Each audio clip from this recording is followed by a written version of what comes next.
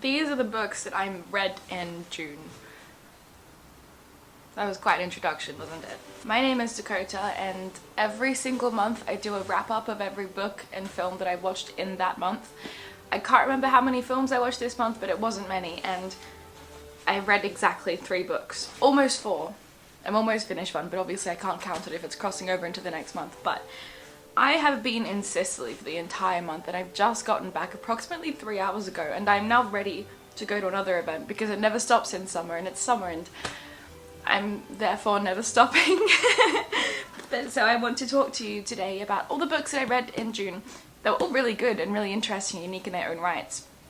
And I really thought that I'd read so much more. I took about 12 books with me to Sicily, thinking that I'd be laying about in the sun. But I ended up partying for an entire month straight. Hence the scattered brain right now. I'm trying to get back into the routine. You know, I landed just now, so I think talking about books on the internet is a really good place to start getting back into my old habits. So these are the 3 books that I read in June in Sicily under the gorgeous Mediterranean sun, and everything was wonderful before it descended into chaos. The first book that I read was Naked Portrait, a memoir of Lucian Freud by Rose Boyd, and Rose Boyd is Freud's daughter. Different last name, obviously. This book it's pretty big actually. I mean, it's hardcover, but you know, the writing is not necessarily large and it's quite long. I didn't really know what I was getting myself into with this. I picked this book up at Hay Festival in the bookstore in the recommended section because, you know, I'm well aware of Lucian Freud, and I'm well aware of this very famous controversial portrait that he's done of his daughter, where she is nude, posing nude for her father, and she is very, how do I politely say, spread eagle, and it's painted in great detail. And I was aware of that, and I saw this, and this mentions that this is very much a look into her personal insight and snippets from her own diary and journal in this era of her life as she was sitting for these portraits with her father, who was, as she says, a brilliant man, a genius, but very complicated, and she has a very complicated relationship with, obviously, as she does with her mother. You know, the whole entire family, it's very complicated. And this book was very honest. This was a very honest, open, transparent book. Open book. It's the small things. This was a very open, honest, transparent book. It was very vulnerable and very real, and Rose Boyd is actually a writer, so you can tell she's got an incredible voice. You can tell that this isn't one of those ghost-written memoirs to get fame from her father. This is, you know, this is what she does. She has a plethora of other books out in the world. I'm not quite sure what they are because this is my first introduction to her words. But, you know, she's got a great voice. She's very eloquent. She's very articulate. She can describe exactly how she's feeling, precisely how she's feeling in any given point of time. She can recall these memories and then dissect them. My hand gestures are really hand gesturing today. But this was, the first half of this book really had me hooked. The first half of this book I couldn't put down. I was with my friend Sergio in Sicily, and I was being quite annoying because I just wouldn't get my head out of the book. Every single time we were out anywhere, I was just like this. And second half of the book, I feel like it had said everything that it set out to do. You know, the book sells itself by saying that it's a memoir of that particularly controversial and volatile time period with Freud and his daughter sitting for him in a very, very upfront way. But the second half of the book delved more into her own life, and of course, you know, this is her own memoir, so that can happen. But I bought this book for the insight into that particular tumultuous period. And so when that particular tumultuous period stopped being dissected, I fell off a little bit. I mean, I finished the entire thing, but I didn't speed read the rest because I just didn't mind too much, if I'm honest. But overall, good read, great insight. I'm going to add this to, you know, my giant list of recommendations in my head still. I should probably put it out to the world, of books about art that say a lot about art. This says a lot about Freud's insight into his art and his mind and his process. You know, her mother, Rose's mother, was also an artist, and she comes from this family of creatives and artists, and they all have their different process and approach to it, and it's a very beautiful insight and dissection into that world. So that was the first book that I read.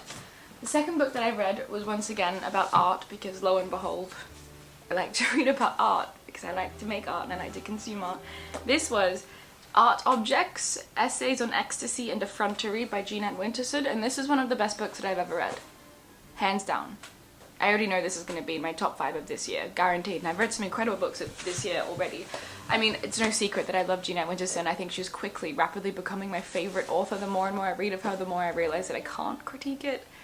To me, it's just flawless. I mean, I just really resonate with her writing style and the things she writes about, and when she experiments, it's so bold and confident and cool, and she's got this voice that just sucks you in and makes you feel like you're there with the protagonist, and it's so sensorial and descriptive and emotional and guttural. And this is, you know, I've read plenty of her fiction, and so this is her essays. And I didn't know what to expect with this. Again, I picked this up at Hay Festival, and this was, by far, hands down, one of the most incredible, brilliant things I've ever read.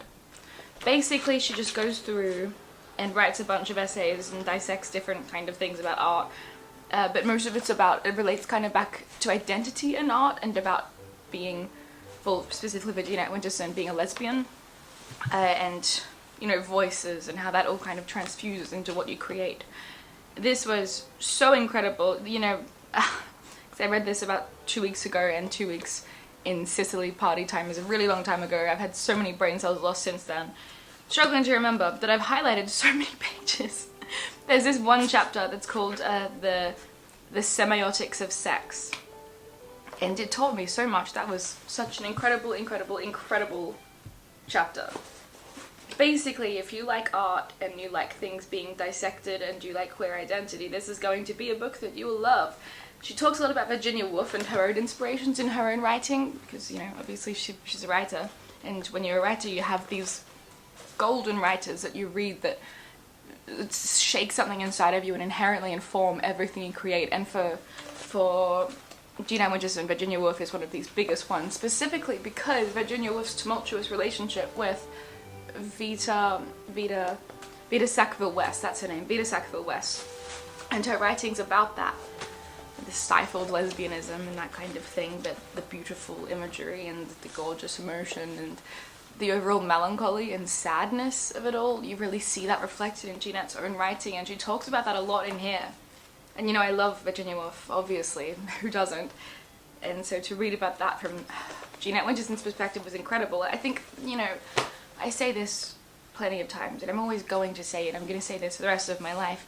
If you have the opportunity to read about a writer's writing process or speak to a writer about their writing process, do it, or their inspirations, or same goes for artists. If you have the opportunity to delve into an artist's inspirations, do it, because hearing an artist talk about why they make art and who inspired them to make art and all those kinds of things are so essential and imperative for your own process as an artist.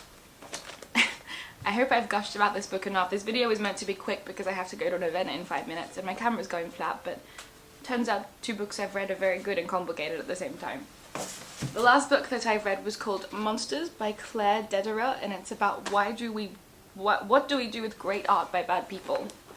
This is a collection of essays on very famous figures who are bad people. I say bad people in quotation marks, air quotation marks, but, you know, everyone listed here is, dare I say, a bad person.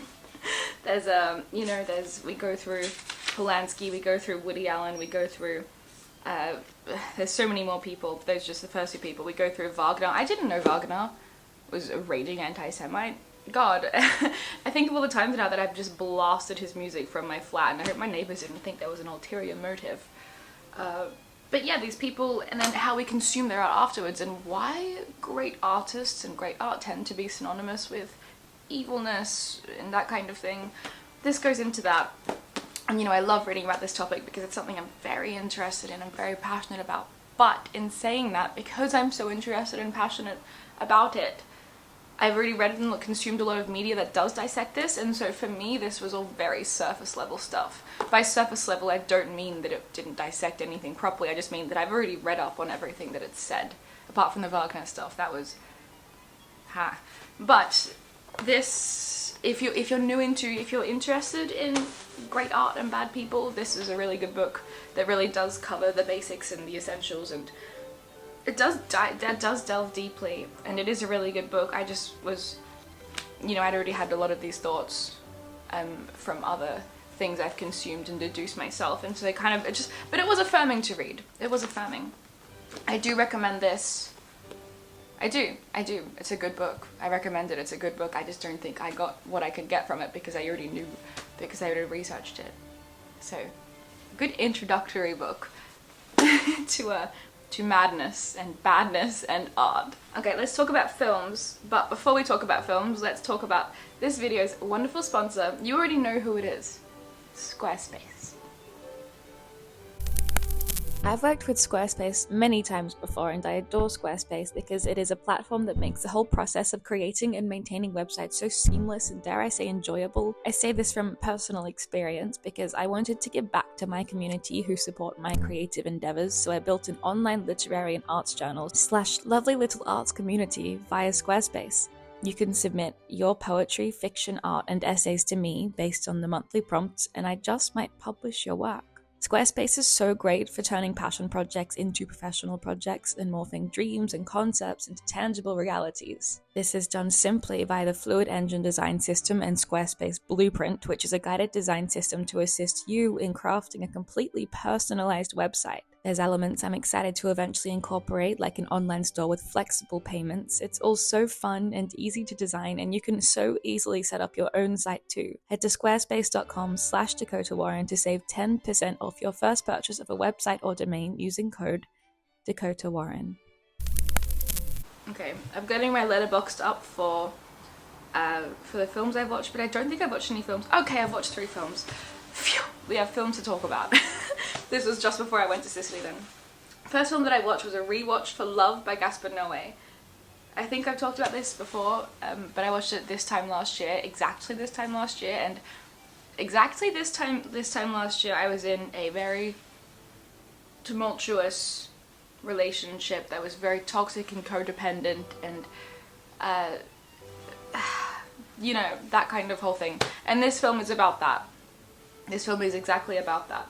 And so when I saw it this time last year, I thought to myself, wow, this film's amazing. This film's so real. It's the rawest depiction of codependency I've ever watched, and it's so on the nose. I mean, not on the nose. It's so the nail on the head. It's so hitting the nail on the head because it's such an accurate. It really is an accurate depiction of codependency and that kind of love. But then I think I watched it again at the start of June, and I rated it a star or 2 less because, you know, the first watch was obviously biased because it was important to me because I was in that toxic codependent relationship. But I still defend this film, and I've written this in my review, I still defend this film because whilst it's pretentious and over-sexualized, it's hypersexual. You know, this film is like watching straight up pornography. Whilst it's over-sexualized and a little shallow, I think it's still one of the best representations of true codependency that I have seen thus far. My camera went flat, so I had to charge it for a second, and then I have to go any second now, so I'm dressed. The second I stop filming, I'm about to leave. As I was saying with Love by Gaspar Noé, it's a controversial film and it's a complicated film. Some people say it's pretentious and shallow, some people say it's incredible. I say it's a bit of both, because something can be 2 things at once, for sure. Watch at your own risk, of course. I have complicated feelings towards the film, and most of them are because I have experienced something, similar is a strong word, but in similar vein. The next film that I watched was A Clockwork Orange, directed by none other than Stanley Kubrick, another controversial figure. This film is utterly insane and absolutely brilliant, dare I say, one of the best films that I've watched. Again, it's really incredibly super awful and controversial, and I've read the book before, and if you haven't read the book has been banned in many places for many reasons because it's so viscerally violent and awful, but you know, it is a statement, and I always find myself teetering around enjoying controversial literature and films, and so I'm just going to be blunt and to the point, and you know, it's a heavy book that is meant to be insane and disturbing, and that's why people like it, because people like taboos. The film itself, from someone who's read the book, you know, little things have been changed, many little things have been changed, but I think it's a really incredible representation that stays true to it, and the guy that plays Alex Delage is absolutely wonderful, such an incredible actor, and whilst it's a hard watch because it is, you know, meant to be awful, you know it's meant to be awful, and it's just an insanely trippy movie, and it's done so beautifully. Oh, basically it's about, I should say what it's about.